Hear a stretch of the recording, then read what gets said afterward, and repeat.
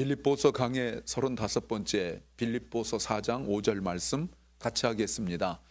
너희 관용을 모든 사람에게 알게 하라. 주께서 가까우시니라. 아멘. 1장 27절부터 계속되어진 내용이 지금 바울이 마지막 결론 부분에서 몇 가지로 정리하고 있습니다. 첫 번째가 1절 말씀에서 주 안에 굳게 서라. 전쟁 용어라고 말씀을 드렸어요. 나 혼자 굳게 서는 것이 아니라 함께 다른 사람과 함께 굳게 서라라고 말하고 있습니다. 두 번째가 2절이었죠. 주 안에서 같은 마음을 품어라. 전쟁이기 때문에 마음이 나누어져서는 이 싸움을 싸울 수가 없는 거예요.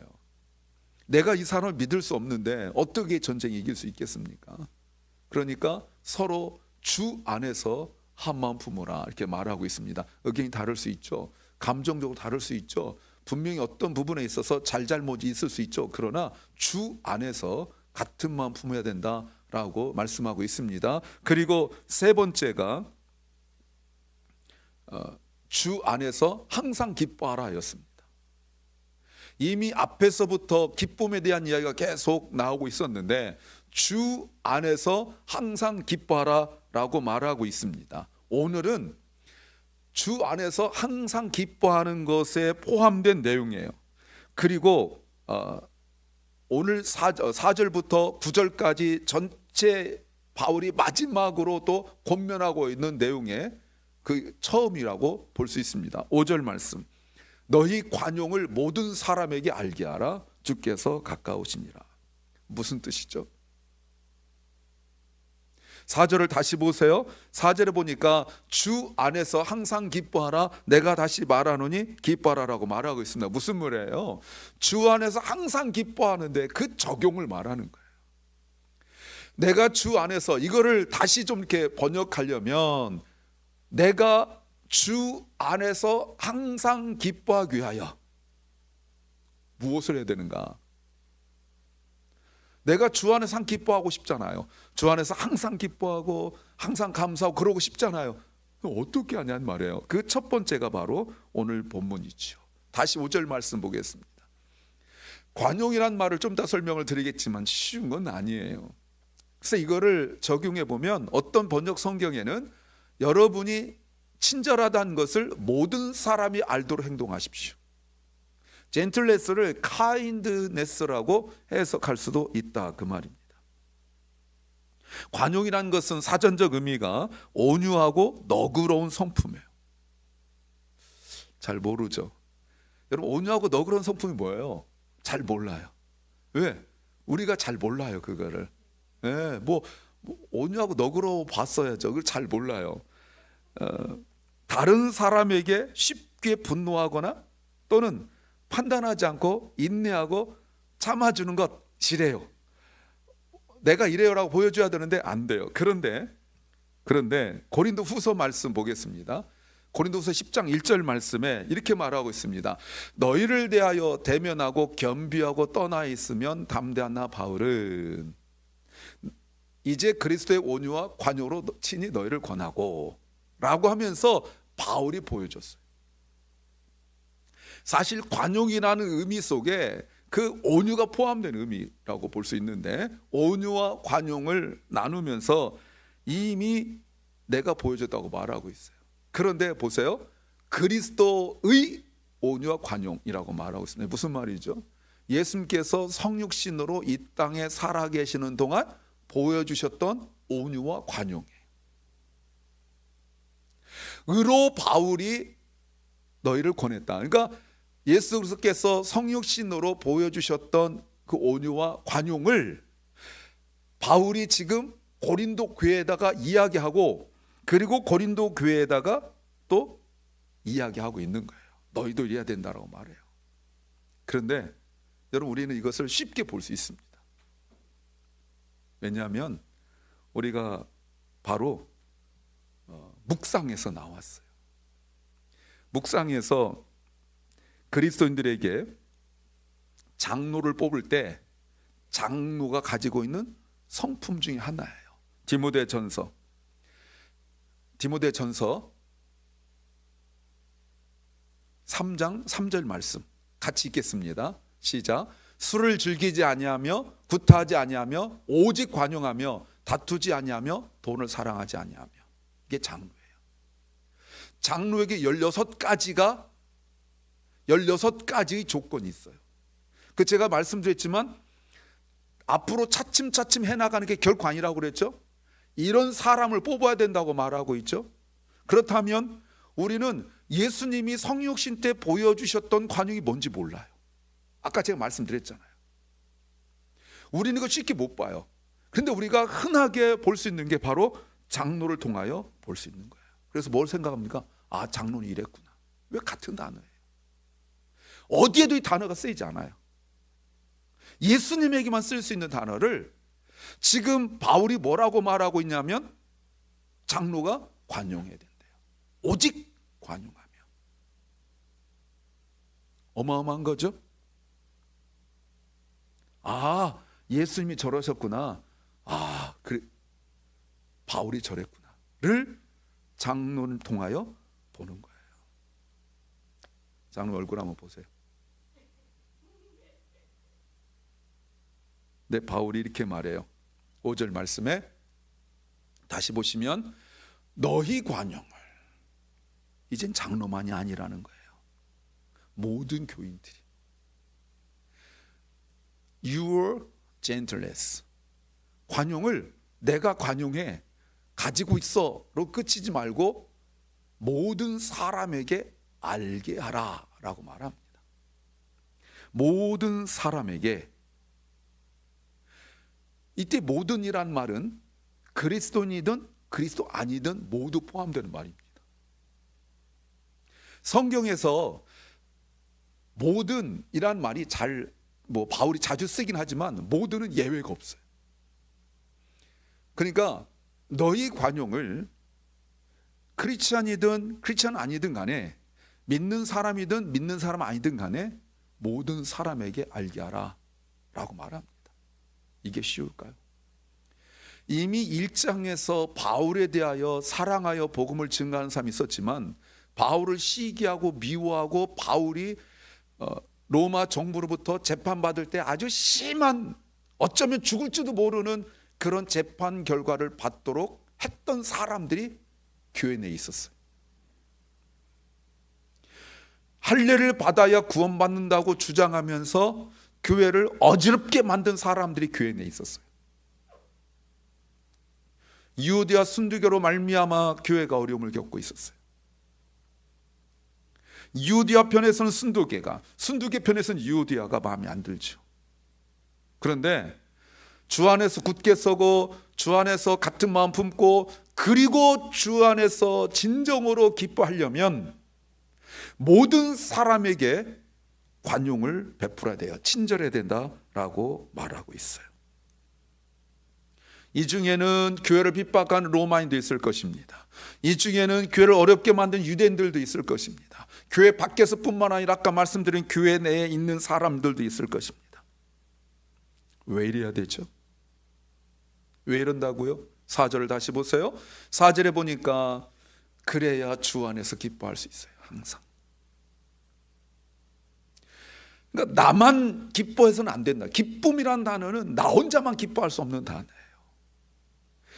기쁨이라는 것은 내 속에만 기뻐하는 것이 아니라 내 주변도 내가 기뻐할 수 있는 상황과 관계가 되어져야 되는데, 이건 저절로 되는 것이 아니라 내가 그들에게 관용을 베풀므로 그들은 여전히 변하지 않고 여전히 나를 공격하고 있고 나를 핍박하고 어렵게 만든다 할지라도 내가 저들에 대하여 예수 그리스도의 성품인 관용을 보여줌으로 말미암아 누리는 그 기쁨을 이야기하고 있는 거죠. 그래서 주 안에서 기뻐할 수 있는 거예요.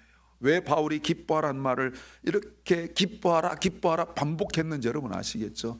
자칫 잘못하면 나는 기뻐하고 싶은데, 나는 은혜 받았고 나는 예배 사모하는데 주변에 있는 사람들에 의하여 내 기쁨이 깨어지면 당장 어떤 일이 벌어질까요? 주 안에 있을 수가 없어요. 걱정, 근심, 슬픔, 두려움, 그러다가 내 마음속에 분노 이런 것들이 나오면 전혀 주님 안에 있지 못할 성품들과 마음들이 내 마음을 지배하게 되어져요. 그럼 기뻐할 수가 없어요. 그러니 다른 사람들과 관계 속에서 내가 그 사람들의 관계 때문에 기뻐하는 것이 아니라 내가 주 안에서 기뻐하기 위하여 다른 사람들과 관계를 내가 만들어 나가야 돼요. 그때 내가 가져야 될 게 뭐죠? 관용이라고 말할 수 있어요. 사람이 나한테 잘해줘서 내가 기뻐하는 건 한계가 있어요. 그렇게 잘해줘도 말 한마디면 뒤엎어져 버려요. 내 마음이 그래요. 온갖 거 투정 뭐 이것저것 다 받아주다가 그것도 직접 얘기한 것이 아니라 어렵게 빙빙빙빙 돌려서 딱 얘기했는데 다 엎어집니다. 이게 우리예요. 왜요? 그 사람에게 내 기쁨을 걸었기 때문에 그래요. 그래서 왜 속상해요? 저 사람 때문에 속상해요. 왜 이렇게 힘들어요? 저 사람 때문에 힘들어요. 이거는 팀 켈러 목사님의 말을 빌려 제가 말했죠. 여태 나는 우상 숭배하고 있었던 거예요. 남편 때문에, 아내 때문에, 부모 때문에, 자식 때문에, 사장 때문에, 친구 때문에, 교인 누구 때문에 라고 해서 내 마음이 비참해지고 힘들어서 예배를 멀리한다면 여전히 나는 우상 숭배하고 있었던 거예요. 주 안에 없었던 거죠.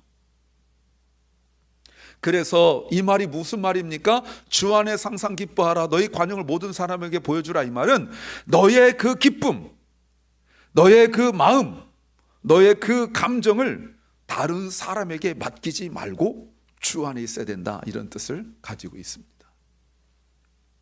저 사람이 내게 어떻게 하든, 내 마음에 들든 내 마음에 들지 않든 내가 주 안에 있는 것을 확인하는 것이 뭡니까? 기쁨이에요. 그러니 그 사람에 대한 태도가 내가 변하지 않는 거예요. 바울이 1장에서부터 보여줬던 그 모습이죠. 그런데 앞부분의 이야기를 전부 보면 1절에서 주 안에 굳게 살아, 2절에서 보면 주 안에서 한 마음 되라, 4절에서 보면 주 안에서 항상 기뻐하라 라고 말하고 있는데 오늘 5절 말씀 보세요. 주 안에서라고 없습니다. 5절 너희 관용을 주 안에서 모든 사람 알게 하라 없습니다. 이상하죠? 앞에는 다 in the Lord, in the Lord, in the Lord. 그러니까 굳게 서는데 내 의지가 아니고 주 안에서 한 마음이어야 되는데 저 사람과 내가 마음이 안 맞는데 주 안에서 내가 기뻐할 수 없는데 주 안에서 다 이해가 돼요. 그런데 진짜 관용을 보여줘야 내가 기뻐할 수 있는데 관용을 주 안에서라고 말하지 않고 있어요. 왜 그럴까요? 매우 중요한 질문이죠. 답은 여기 있어요. 주님이 가까이 계시기 때문에. The Lord is near. 내가 관용할 수 있는 이유는 주님이 가까우시니라. 이거 두 가지로 해석되어집니다. 두 가지로. 하나는 시간적으로 볼 수 있어요. 종말론적 관점이에요. 주님이 지금 오시고 있는 거예요. 그런데 멀리 계신 것이 아니라 near. 여러분 어느 정도가 near예요? 여기에서 하시엔다가 near입니까? 여기에서 그랜드 캐년이 near입니까? 글쎄요. 물론 한국에 비하면 near죠. 그러나 우리가 생각할 때 near는 바로 여기 아니겠습니까? 여기. 그럼 무슨 말이에요? 주님이 지금 내 앞에 오고 있는데 종말입니다. 심판이에요. 끝나요. 내가 지금 다른 사람 말에 화나고 이럴 틈이 있겠습니까? 아니 주님이 지금 심판하려고 에스카톨로지컬 마지막으로 지금 심판을 오시는데 내가 지금 막 속상해서 예배 안 나가고 이럴 수 있습니까? 왜 안 나오는 거예요? 바빠서요? 힘들어서요? 다른 약속이 있어요? 아니요. 주님이 가까이 계시다는 것을 모르기 때문에 그런 거예요. 주님이 가까이 계세요. 언제 다른 거 신경 쓸 틈이 있어요? 다른 사람 말에 신경 쓸 틈이 어디 있어요? 주님이 가까운데 말이죠. 두 번째가 공간적 개념이에요. 여기 계신 거예요. 여러분 정말 주님 여기 계시다면 다른 사람 신경 쓸 틈이 있습니까? 우리가 신앙생활 수십 년 하는 동안 주님을 한 번도 제대로 못 봤는데 주님이 지금 여기 계신데 내가 지금 다른 사람 신경 쓰겠습니까? 다른 사람 말 때문에, 다른 사람 어떤 그런 것 때문에 내가 마음 불편하고 힘들고 이럴 수 있습니까? 주님 옆에 계신데. 불가능하죠. 불가능합니다. 할 수가 없어요. 그래서 여러분, 내가 주 안에서 기뻐할 수 없는 것은, 내가 다른 사람에게 관용을 베풀 수 없는 것은 주님이 가까우 계시고 주님이 또 나와 함께 하신다는 사실을 모르기 때문에 그런 거예요. 모르니까. 주님이 내 옆에 함께 계시는데 내가 다른 것에 마음을 빼앗길 수 있겠습니까? 다른 사람 말 때문에 속상해하고 힘들어할 수 있습니까? 안 되죠. 나와 함께 계신 주님 신경 써야지 다른 사람 신경 쓰겠습니까? 사람 때문에 성질나고 사람 때문에 기분 나쁘다고 주님 앞에서 주님 여기 계신데 딴 데 가겠습니까? 주님이 여기 계신데 나 피곤하다고 누워 자겠습니까? 주님이 여기 계신데 나 기분 나쁘다고, 나 힘들다고 딴 데 가겠습니까? 불가능하죠. 그렇다면 그 사람은 크리스찬이 아닐 거예요. 크리스찬이라면 주님 계신 데 계셔야죠. 크리스찬이라면 나의 상황과 형편에도 불구하고 주님께 와야죠. 예수님께서 마가복음을 시작하면서 안식일에 회당에 가셔서 기적을 베푸시고 그리고 베드로 장모집 오셔서 베드로 장모를 고치십니다. 마가복음 1장이에요. 그때 사람들이 안식일이 해지고 난 뒤부터 이제 쉴 수 있으니까 해가 지자마자 그 온 동네 사람들이 다 왔습니다.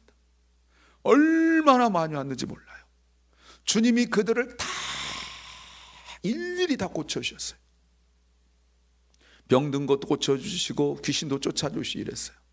1장 35절에 새벽 5일에 미명에 기도하시고는데 제자들이 와서 주님, 많은 사람들이, 온 동네 사람들이 다 모였습니다, 이렇게 말씀하세요. 근데 주님께서 아니다, 내가 다른 마을로 가야겠다. 주님, 아버지가 나를 그래서 보내셨다, 이렇게 말해요. 상식적으로 말이 안 되죠. 전도로 가려면 이미 모여있는 데로 가야 되는 거 아니에요? 더 많은 사람들한테. 그리고 지금 가게 되어지면 주님께서 다른 마을로 간다는데 그 마을이란 것은 큰 마을이 아니에요. 가버나움이 더 커요. 그러면 전도하려면 사람 더 많은 곳으로 가야 되잖아요. 근데 작은 마을로 가시겠대요. 이쪽 가면 누구 만날지도 모르는데 이미 자원하여 수많은 사람들이 다 모여 있어요. 근데 주님이 가세요. 왜요? 늦었어요. 며칠 후에 주님께서 다시 그 집으로 오십니다. 그 집 오시는지 모르겠지만 여하튼 가버나움 다시 오세요. 사람들이 어마어마하게 모였습니다. 몸을 움직일 수 없을 정도로 많이 모였습니다. 그런데 한 사람 중풍병자와 그리고 그 내 친구가 매트를 가지고 왔다가 사람 많으니까 지붕을 뚫습니다. 그때 주님께서 그들의 믿음을 보셨어요. 그러면 거기 있는 수많은 사람들은 주님께서 안 고치셨어요. 왜요? 늦었어요. 올 시간에 안 왔어요. 늦게 온 거는 믿음이 없는 거예요. 그들의 믿음을 보시고 고치세요. 그래서 주님께서 그 중에 하나도 안 고치시고 떠나셔서 바닷가로 가십니다. 사람들이 또 엄청 몰려 나와요. 한 명도 고치지 않습니다. 놀랍죠. 왜요? 와야 할 때 안 왔어요. 그럼 믿음이 없는 거예요. 그 다음날 새벽같이 왔죠? 늦었어요. 주님 가신 데 따라갔죠? 늦었어요. 그러면 그때 한번 늦은 것이 계속 되는 겁니까? 예, 맞아요. 와야 할 때 오지 않는 것은 늦은 거예요. 여러분, 그 슬기로운 열처녀, 어리석은 열처녀 그 비유 아시죠? 늦으면 문이 닫혀요.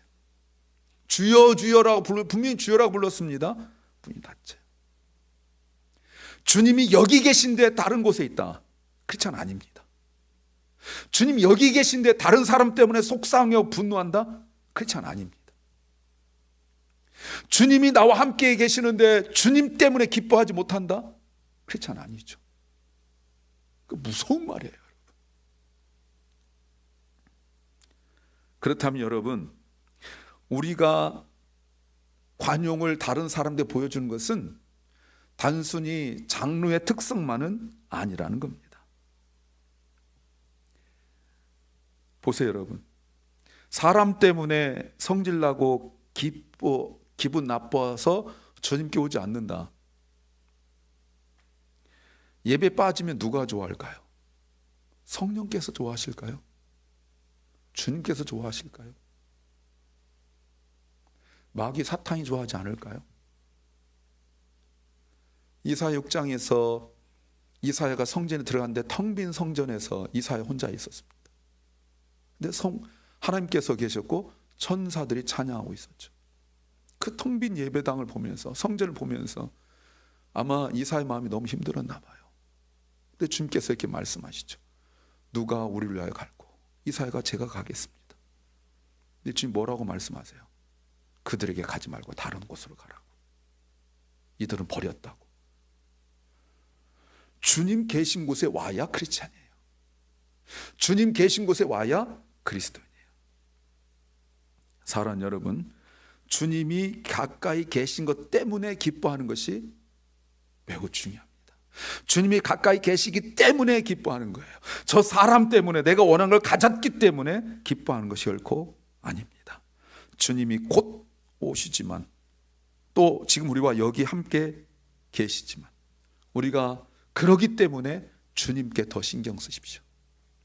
그러면 기뻐할 수 있는 줄 믿습니다. 사람 때문에 화나고 실망스럽습니까? 그 사람 원망하지 말고 내가 지금 주님 때문에 기뻐하는지를 확인하시기 바랍니다. 다시 한번요. 사람 때문에 힘듭니까? 사람 때문에 속상합니까? 사람 때문에 상처를 받았습니까? 그 사람 때문이 아니라 주님이 함께 계심으로 기뻐하십시오.